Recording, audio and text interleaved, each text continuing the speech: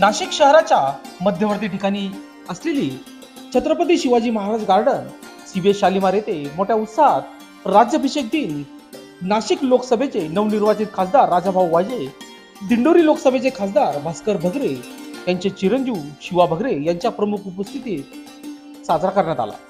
या कार्यक्रमाची सुरुवात शालिमार येथील विश्वरत्न डॉक्टर बाबासाहेब आंबेडकर, अहिल्याबाई होळकर यांच्या स्मारकाला अभिवादन करून मुख्य कार्यक्रमाप्रसंगी संभाजी ब्रिगेड नाशिकच्या वतीने नवनियुक्त खासदारांचा सत्कार सोहळा राजमाता जिजाऊ यांची प्रतिमा देऊन सन्मान करण्यात आला। छत्रपती शिवरायांना खासदारांच्या हस्ते दुग्धाभिषेक करून अभिवादन करून त्यानंतर सत्कार समारंभ पार पडला।